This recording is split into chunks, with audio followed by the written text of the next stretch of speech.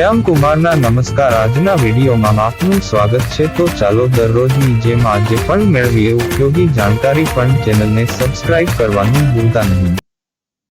કચ્છી નવું વર્ષ અષાઢી બીજના દિવસે ઉજવવામાં આવે છે। તેના અનેક કારણો છે, જે ઐતિહાસિક, ખગોળીય અને સામાજિક મહત્વ ધરાવે છે। ચોમાસાનું આગમન। કચ્છ એક સૂકો પ્રદેશ છે, જ્યાં પાણીનું ઘણું મહત્વ છે। અષાઢી બીજ એ ચોમાસાના આગમનનો સંકેત છે। આ દિવસે વાતાવરણમાં ભેજનું પ્રમાણ તપાસીને ખેડૂતો આવનારા ચોમાસામાં કયા પાક સારા થશે તેનો અંદાજ લગાવે છે। આમ, સારા વરસાદની આશા સાથે નવા વર્ષની ઉજવણી કરવામાં આવે છે, જે કૃષિ અને જીવન માટે ખૂબ જ મહત્વપૂર્ણ છે। દરિયાખેડુ અને માલધારીઓનું પરત ફરવું। કચ્છના લોકો દરિયાખેડુ, દરિયાઈ વેપારીઓ અને માલધારીઓ પશુપાલકો પણ રહ્યા છે। આ સમયગાળા દરમિયાન, દરિયાખેડુઓ તેમની લાંબી દરિયાઈ યાત્રાઓ પૂર્ણ કરીને વતન પરત ફરતા હોય છે। તેવી જ રીતે, પાણી અને ખોરાકની શોધમાં બહાર ગયેલા માલધારીઓ પણ વતન પરત ફરે છે। આ પરત ફરવાથી પરિવારોમાં ખુશી છવાય છે અને તે પણ નવા વર્ષની ઉજવણીનું એક કારણ બને છે।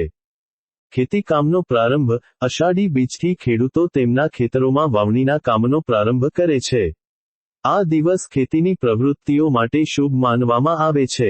ઐતિહાસિક માન્યતાઓ। એક લોકવાયકા મુજબ, કચ્છના રાજા જામ રાયધણજીએ વિક્રમ સંવત 1231માં કચ્છની સત્તા હસ્તગત કરી હતી અને ત્યારથી અષાઢી બીજને નવા વર્ષ તરીકે ઉજવવામાં આવે છે।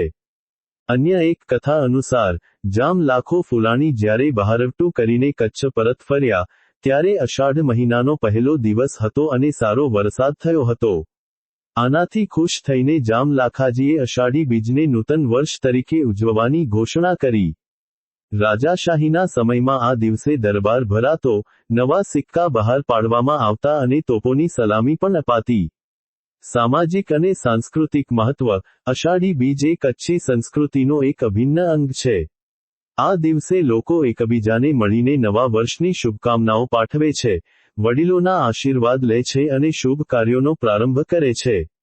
આમ, અષાઢી બીજ માત્ર એક તહેવાર નથી, પરંતુ કચ્છની ભૂમિ, તેના લોકો અને તેમની જીવનશૈલી સાથે ઊંડાણપૂર્વક જોડાયેલ એક સાંસ્કૃતિક અને સામાજિક ઉજવણી છે।